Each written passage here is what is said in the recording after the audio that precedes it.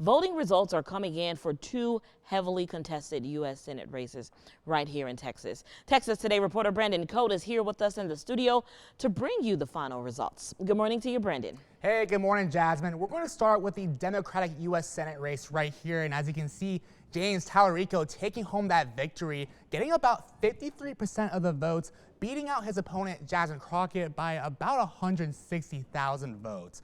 So for Talerico, he says this one is the first of many steps to take on our broken political system. Jasmine Crockett has yet to respond to him winning the Democratic primary, but she is speaking out against the voting dispute in Dallas County. Crockett says voters there were turned away after 7 p.m. despite the Supreme Court extending polling hours to 9 p.m. This is a people-powered movement to take on this broken, corrupt political system. This is truly a campaign of, by, and for the people. But I can tell you now that people have been disenfranchised. The polls were supposed to stay open until 9, according to a court order. The Supreme Court, just a few minutes ago, just said, shut it down. The Supreme Court also said that they are to separate any votes out that came in after 7 p.m.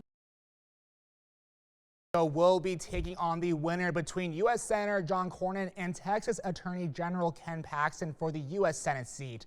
The two Republican candidates are now entering a runoff, meaning they will compete in a second primary election to determine the winner. This is because of how close the voting results were right here. Look at this. John Cornyn beating out Ken Paxton by about 25,000 votes. Just about a 1% difference right there.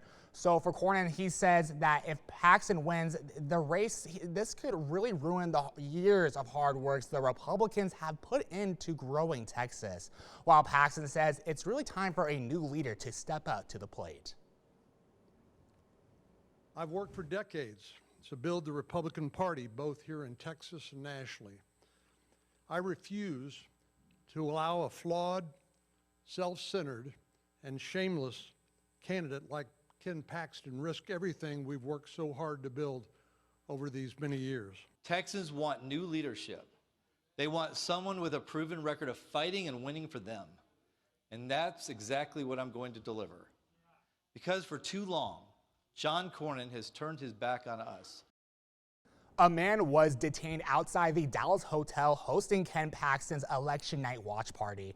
This is after officers stopped his car, which had no license plates, and found several boxes of ammunition. Police initially responded to a report of a suspicious person near the Marriott Dallas Uptown. No firearms were found, and after questioning, investigators did determine the man was there to make a delivery to an employee. He was then taken to jail without incident. Now, this primary runoff between Paxton and Cornyn will be happening on May 26th, and Jasmine, plenty of other races we're tracking this morning. All right, thank you so much, Brandon.